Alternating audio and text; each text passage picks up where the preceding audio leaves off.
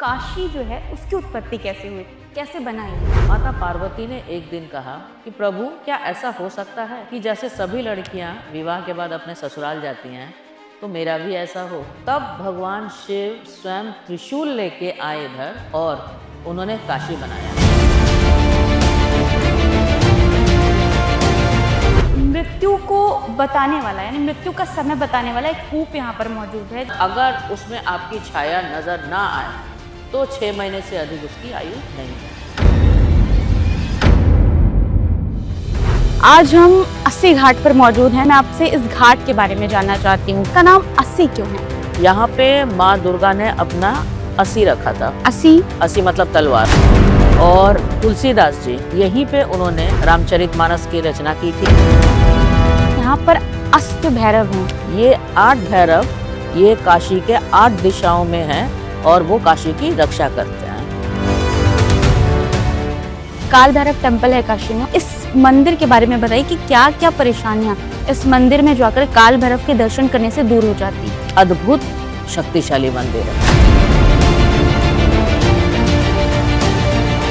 एक बार ब्रह्मा जी को अहंकार हो गया। उनको ये लगा कि सृष्टि मैं चला। जब भगवान शिव को ये लगा तो उन्होंने अपने तेज से काल भैरव की उत्पत्ति की और काल भैरव ने अपने उंगली से ब्रह्मा जी का 5वां सर काट दिया। यही वो जगह है काशी जहां आके ब्रह्मा जी का सर गिरा है। उसके बाद से भगवान शिव ने उनको यहाँ का न्यायाधीश, दंडाधिकारी, कोतवाल बनाया है। काल भैरव की अनुमति के बगैर यहाँ पे एक पत्ता भी नहीं हिल सकता। क्यों अधूरी है काल भैरव की अनुमति के बिना काशी की यात्रा? ये मान्यता है कि काशी में जिनकी मृत्यु होती है उनके और जिनका अंतिम संस्कार होता है उस टाइम पे शिव जी खुद तारक मंत्र पढ़ते हैं। ये जो मणिकर्णिका घाट है इसको हम शमशान नहीं, इसको महाशमशान कहा जाता है। जब माता पार्वती यहाँ पे स्नान कर रही थी तो उनके कान की बाली जिसमें मणि लगी हुई थी वो गिर गया था। तो बहुत ढूंढने के बाद भी जब नहीं मिला तो उनको क्रोध आया और तब उन्होंने श्राप दिया कि यहाँ पे हमेशा आग जलती रहेगी। कहते हैं जिस दिन यहाँ पे अग्नि शांत हो जाएगी वो दिन काशी के लिए प्रलय का दिन होगा।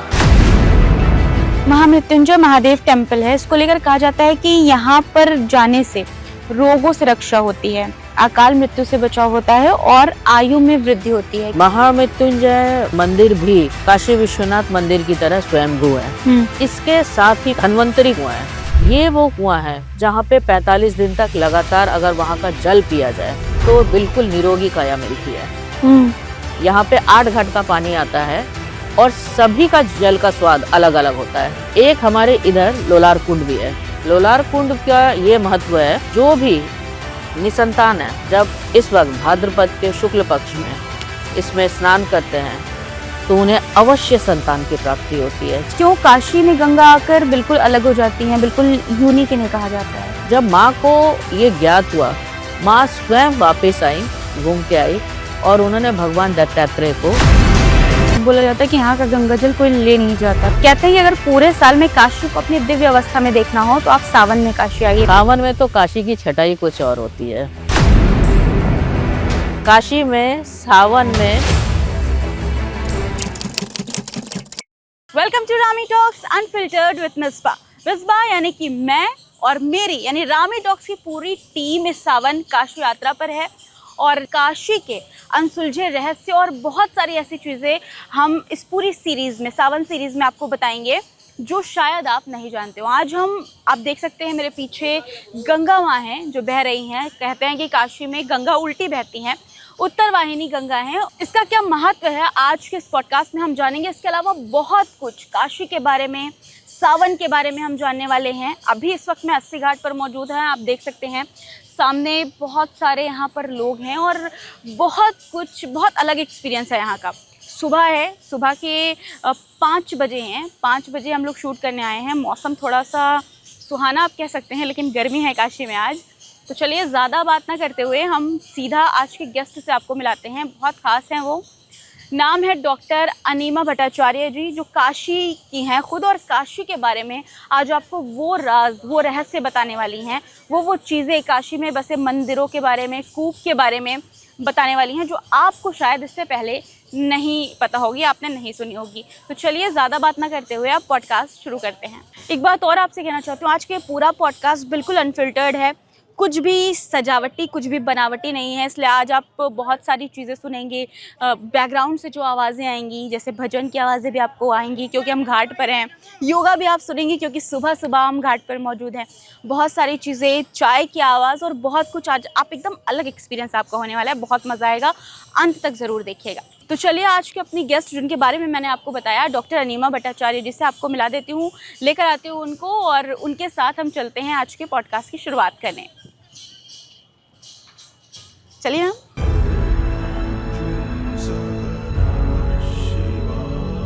बहुत बहुत स्वागत है अनीमा मैम आपका रामी टॉक्स में। Thank you.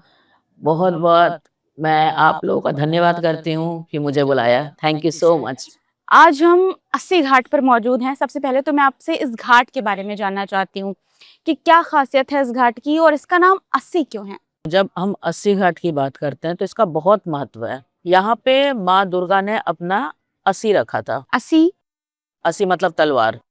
तो माँ ने अस्सी रखा था और वहां से फिर छोटी सी नदी निकली, फिर वो जाके गंगा से मिली, इसलिए इसका नाम अस्सी घाट पड़ा। और तुलसीदास जी यहीं पे थे और यहीं पे उन्होंने रामचरितमानस की रचना की थी। अस्सी घाट पर जी। और यहीं पे उन्होंने अपना देह त्याग दिया था। तुलसी घाट पे ही वो गुफा बना के थे। संवत 1680, 80 गंगे तीर, सावन शुक्लिय सप्तमी, तुलसी तज्या शरीर। मतलब तुलसीदास जी ने यहीं अपना शरीर त्याग दिया था, तो इसीलिए अस्सी घाट का बहुत महत्व है। अब वाराणसी में हैं हम, अस्सी घाट यहीं पर है और यहाँ के राजा स्वयं शिव को कहा जाता है। तो वाराणसी के इतने सारे नाम हैं, यानी शिव के शहर के इतने सारे नाम, काशी, वाराणसी और भी बहुत सारे नामों से इसे बुलाया जाता है। तो इन नामों का क्या मतलब है? ये शिव और काशी से कैसे जुड़ा है? देखो, वाराणसी के बहुत सारे नाम हैं काशी के। वाराणसी मतलब वरुणा और अस्सी के बीच में वाराणसी। काशी, काश शब्द का अर्थ है प्रकाश। मतलब आत्मज्ञान से जो प्रकाश हमें मिलता है वो है काशी, ये वो स्थान है। और बनारस का मतलब ये हो गया है कि हर चीज यहाँ पे संपूर्ण रस से मिश्रित होता है। चाहे संगीत लो, चाहे कला, चाहे शिक्षा, चाहे धर्म, चाहे खान पान, हर चीज रस से संपूर्ण होता है। ये है खान-पान की बात की बनारस। आपने, तो खाना वाक़ई यहाँ का बहुत टेस्टी है। बिल्कुल, यहाँ का चाट खाओ, गोलगप्पा खाओ, आलू टिक्की खाओ, सर्दियों में मलइयो खाओ। यहाँ के खाने की बात ही कुछ और है। मतलब किसी भी दुकान में सुबह पूरी सब्जी जलेबी खाओ, निसंकोच खाओ और फिर देखना कि स्वाद किसे कहते हैं। अविमुक्त क्षेत्र का मतलब ये हो गया है वो जगह, वो क्षेत्र जहाँ पे शिव हमेशा निवास करते हैं। और आनंद वन का मतलब हो गया है कि ये वो जगह है जहाँ पे शिव ने स्वयं बनाया आनंद नगरी। आनंद से यहाँ पे सब रहते हैं। जब भी हम किसी शहर की बात करते हैं तो उसकी उत्पत्ति की बात आती है। तो काशी जो है उसकी उत्पत्ति कैसे हुई? कैसे बना ये? और कैसे भगवान शिव का इतना प्रिय हो गया है? जब माता पार्वती के साथ भगवान शिव का विवाह हुआ तो वो कैलाश में थे। माता पार्वती ने एक दिन कहा कि प्रभु, क्या ऐसा हो सकता है कि जैसे सभी लड़कियां विवाह के बाद अपने ससुराल जाती हैं तो मेरा भी ऐसा हो। तब भगवान शिव स्वयं त्रिशूल लेके आए इधर और उन्होंने काशी बनाया। और माता पार्वती को ये जगह बहुत पसंद आया, तो महादेव और माता पार्वती यहीं पे निवास करती हैं उसके बाद से। इसीलिए कहते हैं कि काशी पृथ्वी लोक में नहीं है, काशी भगवान शिव के त्रिशूल पर स्थित है, पृथ्वी से बाहर। प्रलय काल में भी काशी नष्ट नहीं होगा। जब भी प्रलय होता है तो भगवान शिव स्वयं त्रिशूल को थोड़ा ऊपर कर देते हैं और प्रलय के बाद वो टिका देते हैं। इसीलिए काशी कभी भी समाप्त नहीं होगा। काशी थी और काशी हमेशा से रहेगी। काशी अविनाशी है। अच्छा, आपने शिव के त्रिशूल की बात की कि शिव जी के त्रिशूल पर काशी बसा हुआ है और जब प्रलय आता है तो वो उस त्रिशूल को उठा लेते हैं। अब ये सुनने में थोड़ा लगता है कि अरे यार, ये कैसे पॉसिबल है कि एक शहर त्रिशूल पर है? तो ये क्या सिर्फ शाब्दिक है जो मतलब बोलने के लिए बताया गया है, इसका कुछ अर्थ भी है? हाँ नहीं, बिल्कुल। जब भगवान शिव के त्रिशूल में, भगवान शिव का त्रिशूल मतलब जो उनके 3 फलक होते हैं, मतलब 3 लोक, 3 काल, 3 गुण हैं। तो भगवान शिव के त्रिशूल पे जब काशी है, तो इसका मतलब ये संपूर्ण सृष्टि से बाहर है। भगवान शिव स्वयं इसका संरक्षण कर रहे हैं। तो फिर क्या असंभव है?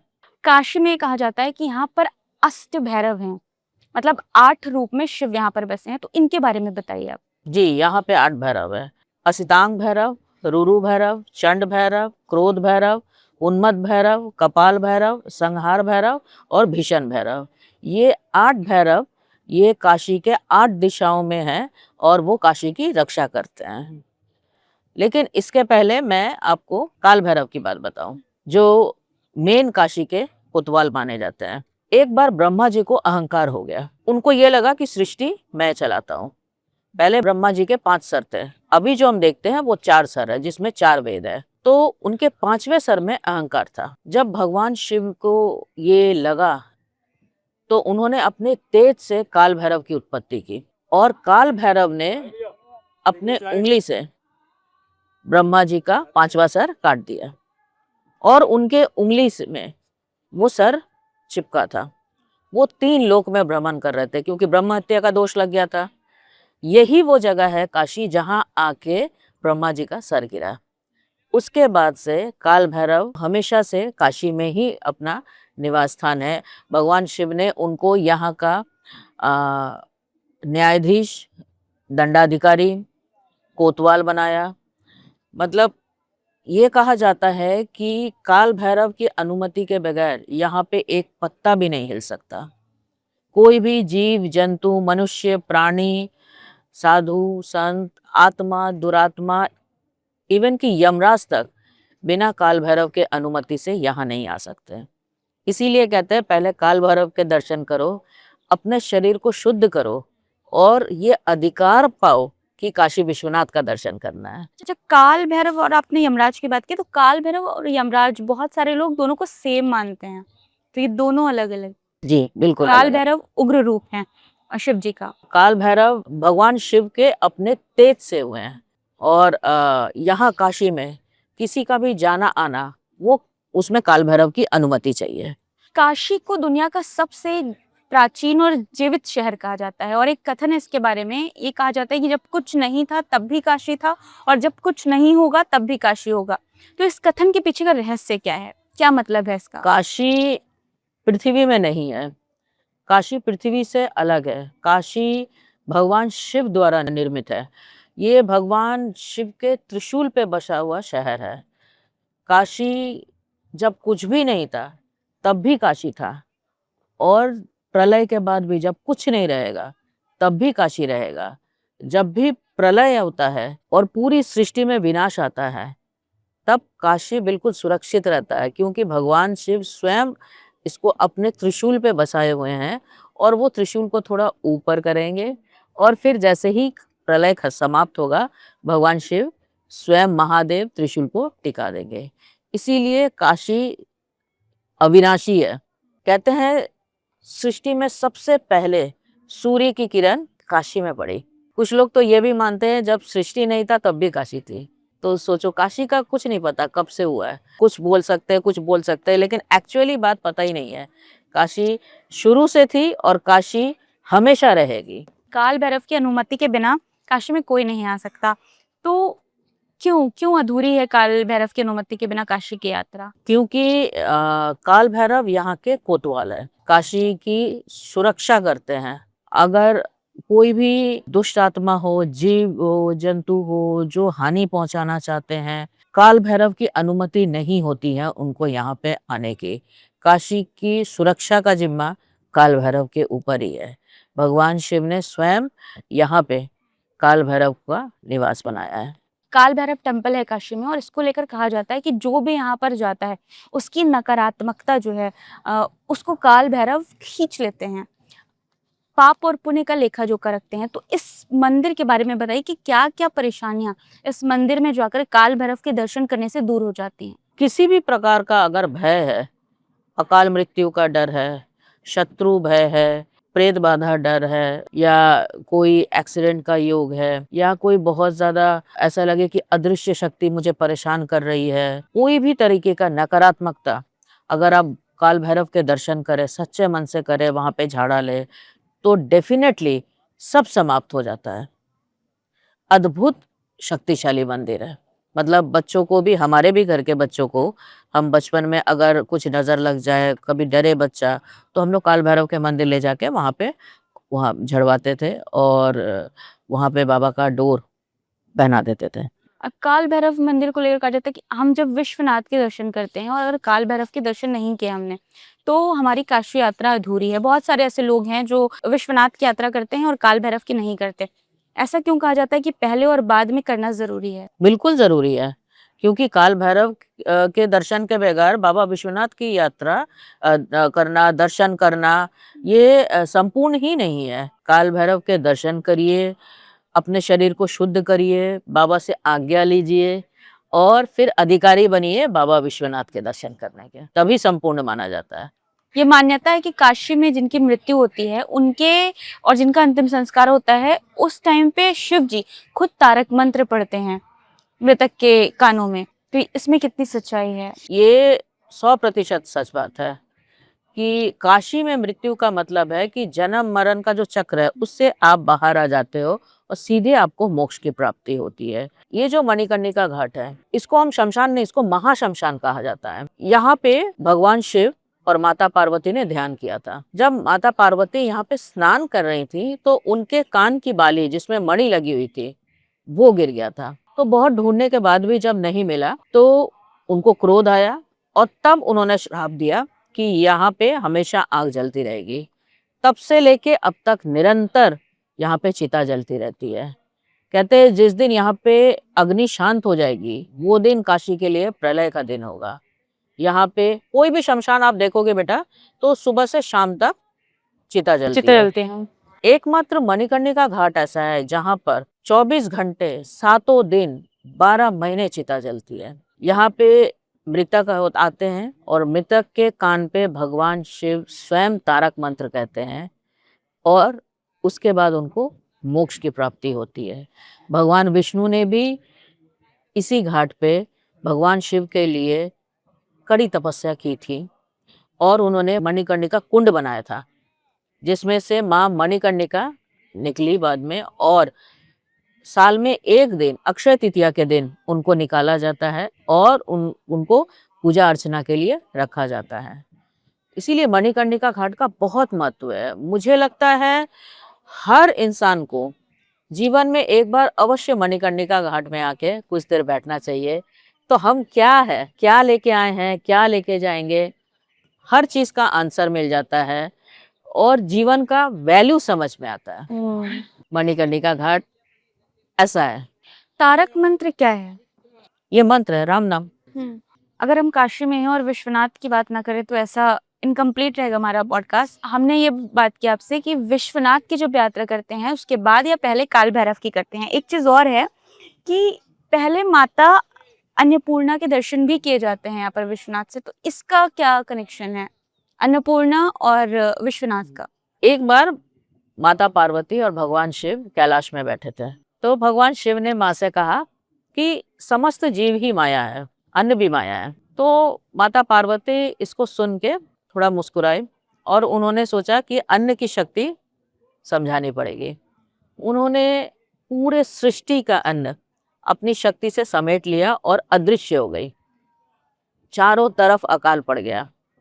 जीव जंतु पशु पक्षी मनुष्य साधु संत देवता सब भूख से व्याकुल हो गए। देवता स्वयं गए भगवान शिव के पास। उन्होंने कहा प्रभु भोजन का दान करें। भगवान शिव भी विचलित हो गए।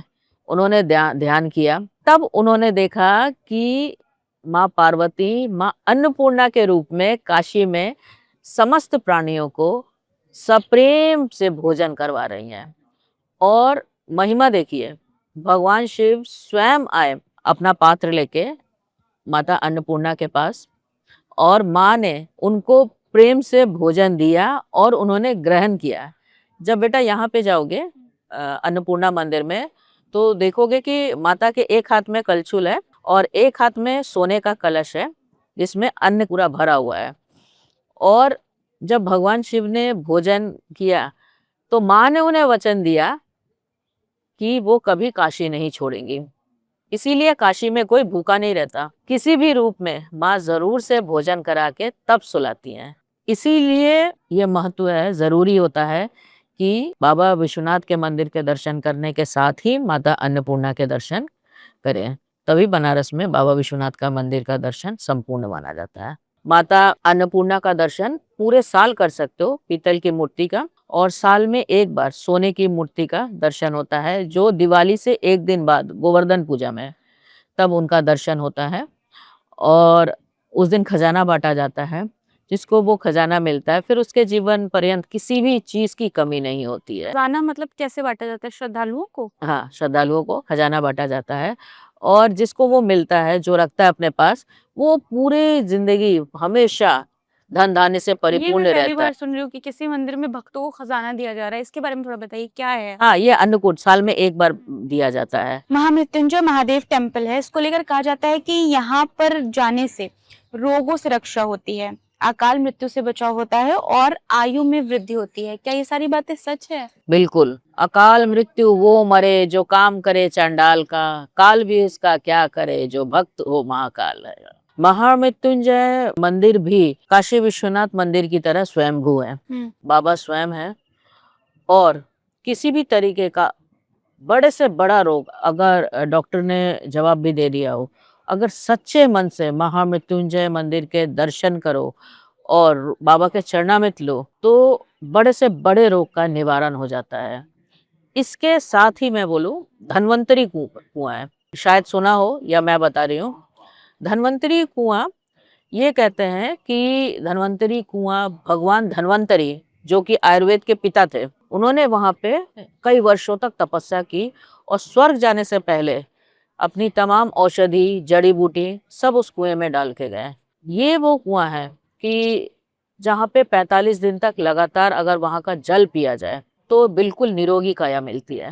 हाँ, और ये अष्टकोण है, यहाँ पे 8 घाट का पानी आता है और सभी का जल का स्वाद अलग अलग होता है। चमत्कारी कुआं है वो, अद्भुत कुआं है। मैं बनारस की क्या बात करूं, इसके तो कण कण में शिव है। अच्छा, महामृत्युंजय शिवलिंग पर दूध जो चढ़ाने के, अभिषेक करने की परंपरा बहुत पुरानी है और सावन में बहुत ज्यादा अभिषेक होता है। तो अगर कोई काशी आ रहा है और यहाँ पर अभिषेक कर रहा है तो किस चीज से बचने के लिए, किस परेशानी से बचने के लिए यहाँ पर किस तरह का अभिषेक करना चाहिए? अलग अलग अभिषेक का अलग अलग महत्व है। गंगा जल से अभिषेक करने पर मन शुद्ध होता है, दूध से अभिषेक करने पर मानसिक शांति होती है, घी से अभिषेक करने पर लक्ष्मी की प्राप्ति होती है, दही से अभिषेक करने पर वैभव सुख प्राप्त होता है, पंचामृत से अभिषेक करने पर समस्त पापों का नाश होता है, सुख समृद्धि की प्राप्ति होती है, गन्ने के रस से अभिषेक करने पर मानसिक रोग से मुक्ति मिलती है, धन वैभव संपदा स्थायी रूप से मिलती है। इत्र गुलाब जल से अभिषेक करने पर संतान उत्पत्ति में आ रही बाधाएं समाप्त होती हैं। कुश मिले जल से अभिषेक करने पर यज्ञ फलों की प्राप्ति होती है। काले तिल मिले जल से अभिषेक करने पर पितृदोष नाश होता है और भस्म से अभिषेक करने पर अहंकार का नाश होता है। लेकिन महिमा देखो बेटा, ये सब अभिषेक हम अपने लिए करते हैं कि हमें ये चाहिए, हमें वो चाहिए। भगवान शिव को कुछ नहीं चाहिए, वो तो एक लोटा जल और बिल्व पत्र से भी खुश है। मेरी दादी कहती थी कि शिवरात्रि में जो भक्त उपवास करते हैं और अगर दिन में विश्राम करते हो तो भगवान शिव स्वयं उनके पास आके उन्हें सहलाते हैं कि मेरे भक्तगण भूखे हैं। ऐसे है बाबा, ये तो भोले बाबा है, इन्हीं को भोले बाबा कहा जाता है। इनको कुछ भी नहीं चाहिए, ये सारा अभिषेक हम अपने लिए करते हैं। ये है बाबा की महिमा। आपने एक लोटा जल की बात कही कि शिव जी एक लोटा जल में प्रसन्न हो जाते हैं, तो एक लोटा जल या फिर भाव हमारे? हाँ, ये जरूर है कि कुछ भी हम करें, किसी मंदिर में भी अगर दर्शन करने जा रहे हैं तो हमारा मन वो शुद्ध होना चाहिए, सच्चे मन से होना चाहिए, भाव होना चाहिए। भगवान के साथ कनेक्टेड नहीं है, ड्यूटी कर रहे हैं, तो किसी भी चीज का फल नहीं है, किसी भी व्रत का, किसी भी पूजा का फल नहीं है। कि अगर भाव नहीं है तो फिर सब निष्फल है। बिल्कुल। काशी में हर मोड़ पर कुछ रहस्यमय है और यहाँ आकर ये एहसास होता है कि मृत्यु ये सत्य है और मृत्यु को बताने वाला यानी मृत्यु का समय बताने वाला एक कूप यहाँ पर मौजूद है जिसे चंद्रकूप कहते हैं। ऐसा क्या है जिससे यहाँ पर मौत दिख जाती है, मौत का समय दिख जाता है? यहाँ पे माँ सिद्धेश्वरी मंदिर है, वहीं पे चंद्रकूप है। जब राजा दक्ष ने चंद्रदेव को श्राप दिया था, तब वो काशी आए थे और उन्होंने चंद्रकूप बनाया और उन्होंने कड़ी तपस्या की भगवान शिव का। भगवान शिव प्रसन्न हुए और उन्होंने वरदान दिया कि 15 दिन के लिए क्षय होंगे और 15 दिन में संपूर्ण होंगे चंद्रदेव को, और एक अंश उन्होंने अपने मस्तक पे लगाया। ये बात कहा जाता है कि अगर चंद्रकूप के आप दर्शन करते हो, वहां पे उसमें देखते हो, और अगर आप निरोगी काया में हो तो वो आपकी पूरी छाया आती है, और अगर उसमें आपकी छाया नजर ना आए तो 6 महीने से अधिक उसकी आयु नहीं होती है। सच बात है, एक बहुत शक्तिशाली जगह है। एक हमारे इधर लोलार कुंड भी है। लोलार कुंड का ये महत्व है कि यहाँ का जल ना नदी से है ना बारिश का पानी है, ये सीधे पाताल लोक से आया है। और सूर्य तीर्थ है यहाँ पर। हाँ, हाँ। सीधे पाताल लोक से आया है और भाद्रपद में सीधे सूर्य की किरणें उसमें पड़ती है। तो जो भी निसंतान है, जब इस वक्त भाद्रपद के शुक्ल पक्ष में इसमें स्नान करते हैं तो उन्हें अवश्य संतान की प्राप्ति होती है। चमत्कारिक कुआं है। मतलब सावन के टाइम पर भी क्या अगर कोई स्नान करे तो संतान की भाद्रपद प्राप्ति? में। तो ये कब आता है, कौन सा महीना? भाद्रपद जो सावन भादो, अच्छा, ये सावन के बाद भादो। हाँ, हाँ, यहाँ पर दशाश्वमेध घाट भी है जो बहुत प्रसिद्ध है। गंगा आरती सबसे बड़ी यहाँ पर होती है और ऐसा कहते हैं कि ब्रह्मा ने यहाँ पर 10 अश्वमेध यज्ञ भी किया था। तो इसके बारे में बताइए कुछ। हाँ, दशाश्वमेध घाट जो 84 घाट है उसके बीच का सबसे वो है दशाश्वमेध घाट। यहाँ पे ब्रह्मा जी ने भगवान शिव से अनुमति लेके 10 अश्वमेध यज्ञ किया था। ये घाट मुझे लगता है बनारस ही नहीं, समस्त विश्व में एक बहुत प्रसिद्ध घाट है। यहाँ की महिमा ही कुछ और होती है और यहाँ की गंगा आरती इतनी सुंदर, इतनी मनमोहक होती है। जब यहाँ पे गंगा आरती होती है ना तो ऐसा लगता है संपूर्ण सृष्टि माँ गंगा की स्तुति कर रही है। इतना आनंदमय समय होता है। एक बार जरूर से आओ बेटा और जरूर से देखो गंगा आरती। यहाँ की बहुत सुंदर दृश्य होता है दशाश्वमेध घाट में गंगा आरती। यहाँ पे देव दीपावली देखो, मन मोह लेगा।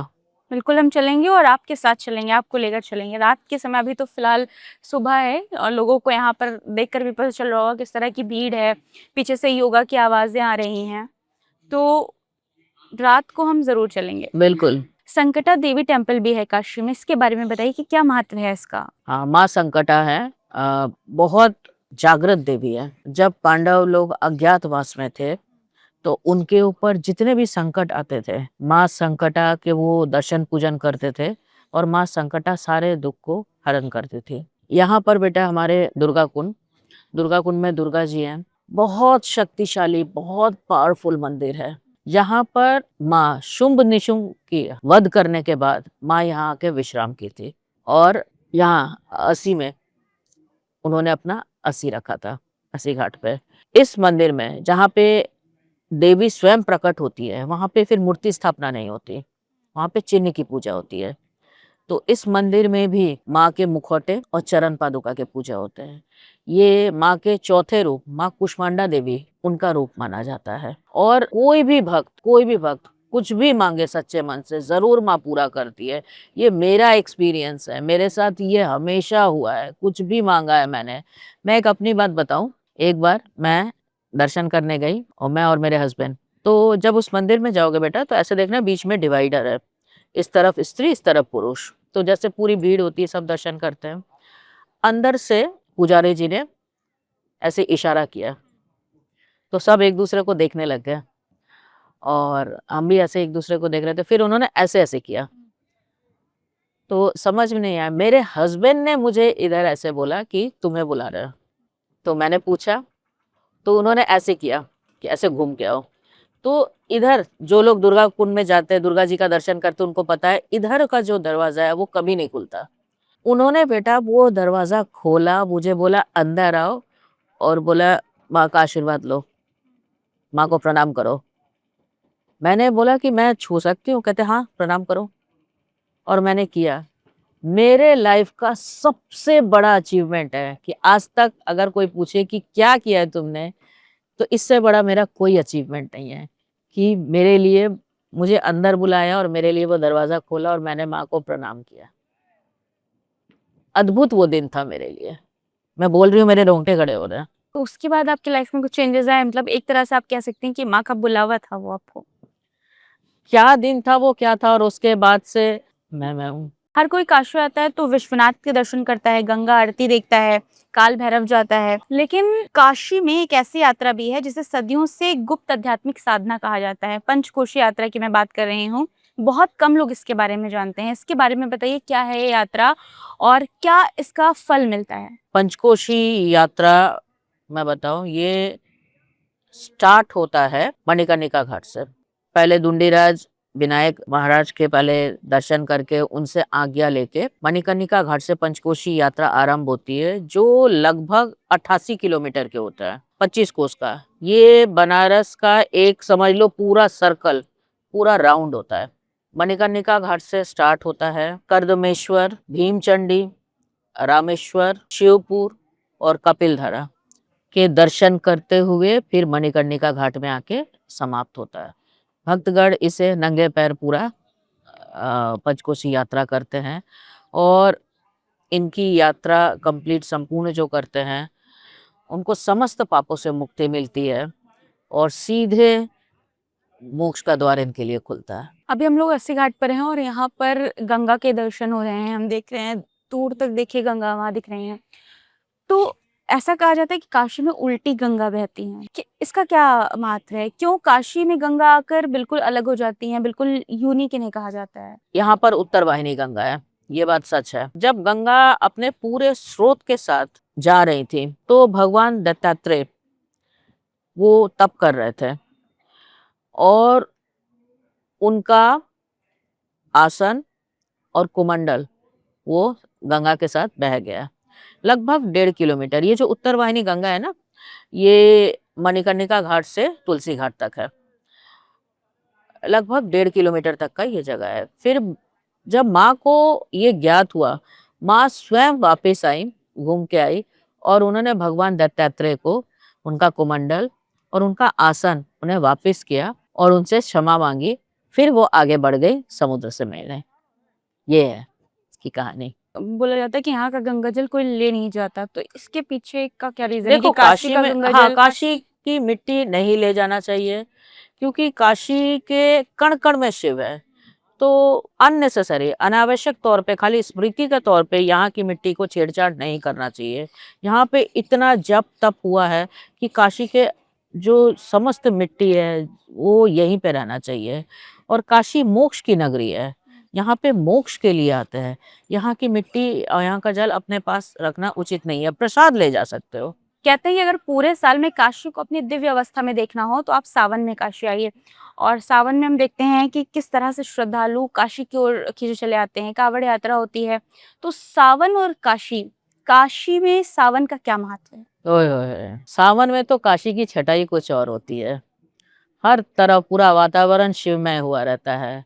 हजारों की संख्या में भक्त होते हैं, श्रद्धालु होते हैं, कांवड़ होते हैं। चारों तरफ हर हर महादेव की गूंज होती है। महामृत्युंजय मंत्र का जाप होता है। हर मंदिर में भजन कीर्तन होता है। काशी तो सावन के महीने में एक और अलग ही छटा होती है।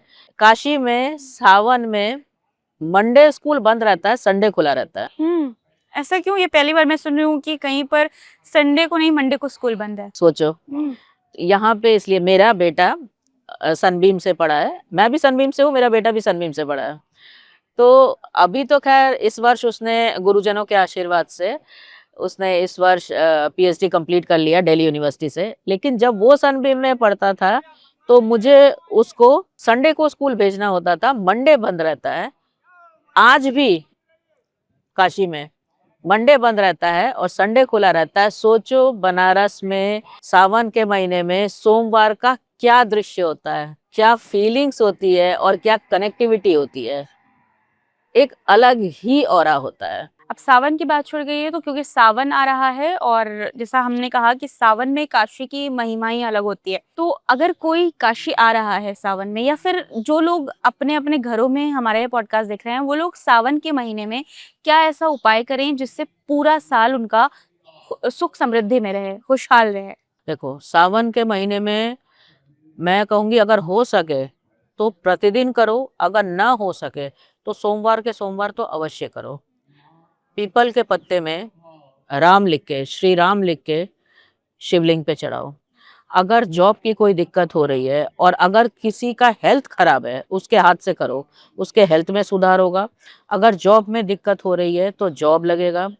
अगर किसी लड़की का विवाह तय नहीं हो पा रहा है, कोई बच्ची ऐसी है जो विवाह के एज में आ गई है और विवाह नहीं हो पा रहा है, तो अपने एज के अकॉर्डिंग लौंग की माला बनाओ। लौंग की माला बना के, मौली से लौंग की माला बनाओ और हर सोमवार को महादेव पे वो लौंग की माला वो खुद चढ़ाए और चढ़ा के 1 लोटा जल चढ़ा दो और वहीं पे बैठ के ओम नमः शिवाय का जाप करो और मन से, वही बात है कि भाव मन से बोलो कि बाबा मुझे आप जैसा वर चाहिए।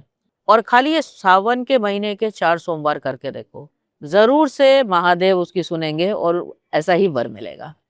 ये बिल्कुल मेरे साथ कई बारी मैंने कई बच्चों के साथ सुना है, ये जरूर से करें। तो किसी भी शिव मंदिर में सावन के महीने में जाकर? हाँ, हर तरफ तो शिव है, हर तरफ शिव है, कहाँ नहीं है शिव। अगर हम पैसों की बात करें, सावन में क्या पैसों को लेकर भी कुछ उपाय हैं? हाँ, पैसे के लिए अगर बाबा के वहां से एक फूल लेके उठा के लेके आ जाओ और उसको सुखा लो, सुखा के उसको चांदी के डिब्बे में, और नहीं कर सकते हो तो स्टील का डिब्बा ले लो, लेकिन वो बाबा के वहां से उठाया हुआ जो हो उसको अपने तिजोरी में रख के रखो और उसको रोज के हिसाब से जो भी आप घर में जो धूप धूना पूजा पाठ जो भी करते हैं, अपने तिजोरी में भी उस डिब्बे को खोल के उस फूल में भी धूप धूना करो पूरे वर्ष। देखो कैसे वो तिजोरी भरती है। बहुत बहुत शुक्रिया मैम आपका। और आज का एक्सपीरियंस वाकई में बहुत नया था, क्योंकि आउटडोर शूट में बहुत सारी प्रॉब्लम्स आती है, बहुत सारी चीज़ें आती हैं। हम यहाँ पर आए, हमारा सौभाग्य है, काशी में बैठे हैं, अस्सी घाट पर बैठे हैं, और ये कहा जाता है कि काशी में हम नहीं आते, काशी हमें बुलाती है। तो इतना अच्छा लगा आपसे बात करके, और मुझे लगता है कि बहुत कुछ नया काशी के बारे में आज जानने को मिला है। बहुत डिटेल में आपने बताया, उसके लिए बहुत बहुत आपका शुक्रिया। मैं खुद बहुत बहुत आप लोगों को धन्यवाद करना चाहती हूँ। हम तो हैं ही बनारस के, और ये कहते हैं ना कि आप बनारस से निकल सकते हैं, बनारस आपसे नहीं निकल सकता है। बिल्कुल तो ठीक कहा हम आपने। वही और वाकई में बनारस आकर, जैसा हमने कहा पॉडकास्ट में भी, कि सब कुछ बहुत अनोखा है। यहाँ का खाना देख लें हम, यहाँ के लोग हम देख लें, यहाँ का एटमॉस्फेयर जो है, सब कुछ बिल्कुल अलग है। चलिए, अब जैसा कि मैंने कहा था कि आपको गंगा आरती भी दिखाएंगे, तो चलते हैं गंगा आरती देखने। जैसा कि हमने सुबह आपसे कहा था कि आप सबको गंगा आरती दिखाएंगे, दर्शन करवाएंगे, तो अस्सी घाट पर इस वक्त हम मौजूद हैं। हमारे साथ एस्ट्रोलॉजर अनीमा जी मौजूद हैं, जिन्होंने वादा किया था कि आपको गंगा आरती के महत्व के बारे में बताएंगे। सबसे पहले आप देखिए किस तरह से अभी आरती शुरू नहीं हुई है, लेकिन शुरू होने जा रही है। हेलो मैम, हाय। तो अनीमा मैम हैं, और ये आज आपको बताएंगे कि गंगा आरती का क्या महत्व है। लेकिन हम गंगा आरती पर बहुत डिटेल से बात करें, गंगा के बारे में जाने, उससे पहले मैं चाहती हूँ आप पूरी तरह से गंगा आरती देख लें एक बार। तो शुरू होने वाली है, पहले देखिए, उसके बाद बातें आगे करेंगे। जगदम्ब तेरा सहारा हो मैया, तेरा हे तेरा सहारा, पुण्य वालों घर तुम पधा दो।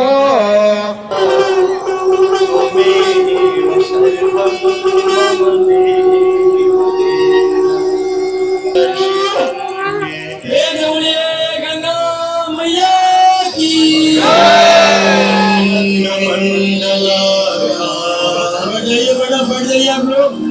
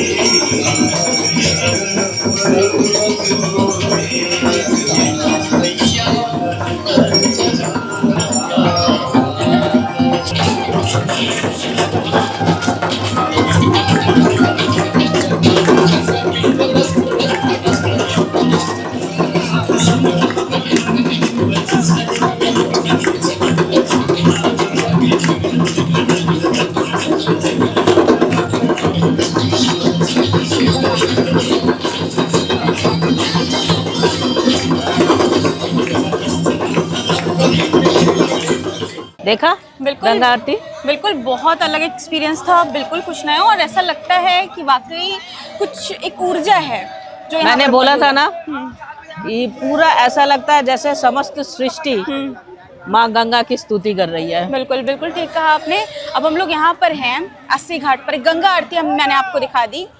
अब मैं चाहती हूँ कि आप बाबा विश्वनाथ के बारे में कुछ बताइए, क्योंकि काशी जो आ रहा है वो विश्वनाथ के बारे में ना जाने तो ये बिल्कुल अधूरा सा हो जाएगा काशी यात्रा। बाबा विश्वनाथ का दर्शन ही अलौकिक होता है। उनके दर्शन करने मात्र से जीवन मरण का जो पूरा चक्र जो है उससे मुक्ति मिल जाती है, सीधे मोक्ष को प्राप्त होते हैं। जो उनके छत्र है उनको दर्शन करने से 3 जन्मों के पाप खत्म हो जाते हैं और बाबा को छू देने से 100 यज्ञों का फल मिलता है। बाबा विश्वनाथ के गर्भगृह में एक दरवाजा है जो किसी को खोलने की अनुमति नहीं है। किसी को नहीं पता उस दरवाजे के पीछे क्या है। कोई कहता है वो द्वार सीधे माँ गंगा तक आके जुड़ती है, कोई कहता है दरवाजे के पीछे भगवान शिव के शक्ति के प्रतीक है। तो ये बात किसी को नहीं पता। वैसे तुमने सुना होगा मंदिरों में 2 आरती 3 आरती होती है बेटा। महादेव के यहाँ पे, बाबा विश्वनाथ के यहाँ पे 5 आरती होती है और जिसमें सबसे महत्वपूर्ण होता है सप्तऋषि आरती। उसमें 7 अलग अलग गोत्र के ब्राह्मण अलग अलग दिशाओं से आते हैं और बाबा की अलौकिक आरती करते हैं। बिल्कुल। अब आपने और एक और बात बोलूं मैं, बाबा के गर्भगृह में एक दिव्य ज्योति जल रही है। ये किसी को नहीं पता वो कब से जल रही है और कैसे जल रही है। शिव जी की हम बात करें तो अब देखिए, कहते हैं 1 लोटा जल में वो प्रसन्न हो जाते हैं। सावन है और अभी फिलहाल हम लोग अस्सी घाट पे बारिश भी हो रही है, बारिश हो रही है, रात का वक्त है, बारिश हो रही है। तो इस बारिश में मैं सावन के बारे में आपसे पूछना चाहती हूँ कि अगर किसी के ग्रह खराब है 9 के 9, किसी के कुछ, किसी का शुक्र खराब है, किसी का मंगल ठीक नहीं है, किसी को शनि अच्छा नहीं चल रहा है, तो 9 के 9 ग्रहों को बैलेंस करने के लिए क्या सावन में कोई उपाय है जो हम कर सकते हैं? बिल्कुल। क्या है? जिसका सूर्य खराब है वो सावन के महीने में महादेव शिवलिंग के ऊपर सफेद तिल अर्पण करे। जिसका चंद्र खराब है वो अक्षत महादेव के ऊपर अर्पण करे। जिसका मंगल खराब है वो महादेव के ऊपर गुड़ चढ़ाए और जिसका बुध खराब है वो हरे मूंग की दाल महादेव पे चढ़ाए और जिसका गुरु खराब है वो पीले चंदन का तिलक करे महादेव को। जिसका शुक्र खराब है वो दही से अभिषेक करे और जिसका शनि खराब है वो काले तिल से अभिषेक करे। यही वो टाइम है, मैं कहूँगी सावन वो टाइम है कि महादेव से मन भर के आशीर्वाद ले लो सब। बिल्कुल ठीक कहा। अब यहाँ पर एक केदार जी मंदिर है, उसके बारे में कुछ बताइए कि क्या महत्व है उसका, क्यों वहाँ पर मैंने सुना है कि गौरी और केदार वहाँ पर साथ में रहते हैं। यही है, इससे आगे केदार जी का मंदिर है जो केदार घाट पे है। तो वो बाबा 2 भागों में है, एक तरफ गौरी है और एक तरफ महादेव है, इसीलिए उनको गौरी केदारेश्वर मंदिर कहा गया है। वो काशी के प्राचीनतम मंदिरों में से एक है। ये कहा जाता है कि जब औरंगजेब सभी मंदिरों को तोड़ रहे थे और यहाँ तक पहुँचे, वो गर्भगृह तक नहीं पहुँच सके, उन्होंने सबसे पहले नंदी पर प्रहार किया। आज भी नंदी के पीठ में उनके तलवार के निशान हैं। और जब उन्होंने कान पे प्रहार किया तो नंदी के कान से सैकड़ों भौरे निकले और उन्होंने, उन सब भौरों ने औरंगजेब और उनके सैनिकों का वो हाल किया कि वो हथौड़े से दरवाजे तोड़ तोड़ के बाहर भागे। बाबा के गर्भगृह तक नहीं पहुंच सके। और कहते हैं कि जो भी भक्तगण बाबा के गर्भगृह तक पहुंच जाए वो फिर गर्भ जातना, जीवन मरण के चक्र से सीधे मोक्ष को प्राप्त करता है। ऐसा है गौरी केदारेश्वर मंदिर। अगर हम अपनी बात करें, आज भी सावन का एक सोमवार हमारा केदार जी का व्रत रहता है। हमारे घर में हम लोग का ये नियम है। आपकी पूरी फैमिली? सब एक सोमवार जो होता है वो केदार जी का होता है, उनका अगर व्रत। हम यहाँ पर तिल बांडेश्वर है, हाँ, तो वहाँ पर कहा जाता है कि वो शिवलिंग जो वहाँ पर है तिल के बराबर शायद बिल्कुल। बढ़ता है। उसके बारे में बताइए क्यों, क्या आप इसके बेटा पीछे जब वजह यहाँ क्या से है? हम आगे जाते हैं, सबसे पहले मैं बताऊँ, जब इधर से निकलेंगे सोनारपुरा की तरफ से, तो चिंतामणि गणेश पड़ता है। तो चिंतामणि गणेश अपने दोनों पत्नी रिद्धि सिद्धि और बेटे शुभ लाभ के साथ वहीं पे है। वो इतने ज़्यादा शक्तिशाली हैं कि बाबा विश्वनाथ के भी चिंता वो हरण कर लेते हैं। ऐसे है चिंतामणि गणेश। फिर जब हम वहाँ से आगे जाते हैं पांडेहोली में, तो तिलभांडेश्वर मंदिर है।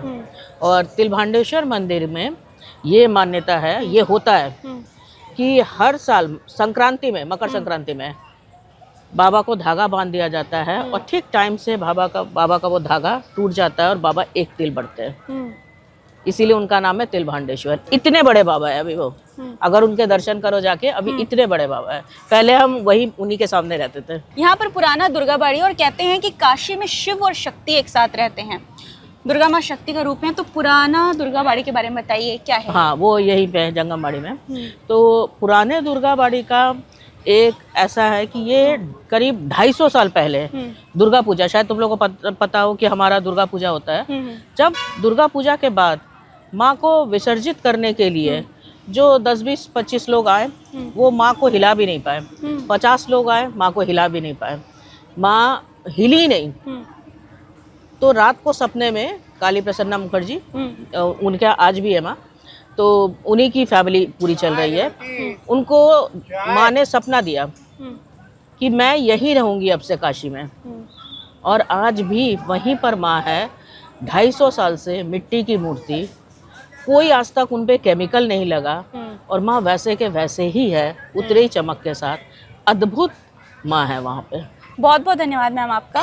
और जैसा कि मैंने बताया, मैम देश की जानी मानी एस्ट्रोलॉजर हैं, और पिछले 4-5 महीने हो गए हैं हम लोग कांटेक्ट कर रहे थे। प्लान हो रहा था कि दिल्ली में करते हैं शूट, लेकिन देखिए कहते हैं ना, ऊपर वाले की महिमा है। यहाँ काशी में लिखा था बाबा, बिल्कुल बनारस की आप हैं, और बनारस में लिखा था कि हम शूट करें, और इस तरह से शूट करें इस एनवायरनमेंट में।